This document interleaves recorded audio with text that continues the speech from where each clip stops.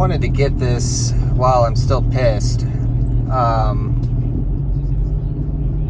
got called out to make a key to a 2000 Mercury Cougar, and in my head I'm like, oh, no problem, 30 minutes at the most, maybe.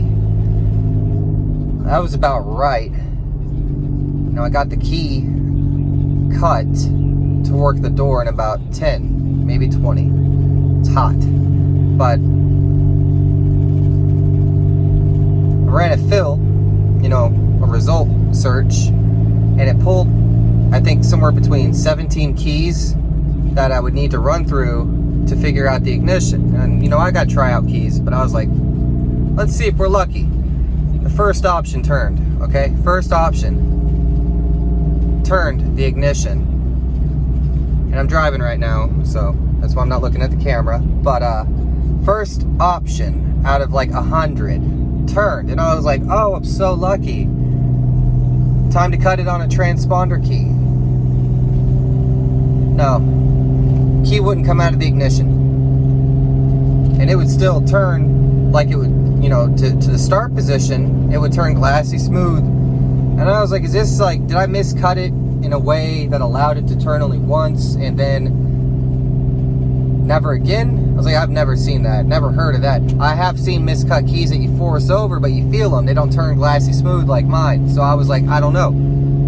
I tore the entire column apart and extracted the solenoid, or the transmission interlock solenoid. Well, that wasn't a problem. Still wouldn't turn. I was like, what the F? And then we messed with the little neutral safety switch by the gear shift. No, not a fix. My teeth are kind of yellow, gross. So I reached up for help to a veteran locksmith, old crusty, salty guy named Andrew Taylor. And he's like, oh, you busted your fucking spring cap. I mean, he's like, I know what that is. And I was like, are you kidding? He's like, nah. He said the way it sits, it's like right on top of the keyway. He says, and sometimes it'll pop up and it will restrict the cylinder from turning.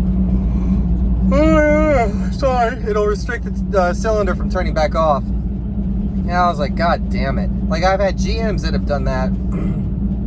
Like old Chevy trucks, you know, guy goes and does something, parks it, and gets back, and it won't turn off. Like, he'll turn it, whatever, it won't turn off because the spring cap is obstructing the cylinder's ability to travel within the other cylinder, the housing. The plug cannot turn inside the housing because it's blocking itself. And so he's like, yeah, that's what that is. And me and him have history where we have been talking about, like, the design. This design of the ignition itself, the same as Ford Focus, essentially. Same shape, same rear tailpiece, everything. I'm sending him a ProMaster / Fiat 500 ignition that is exactly the same design, but it's a SIP22 keyway, high security, and it's a sidebar.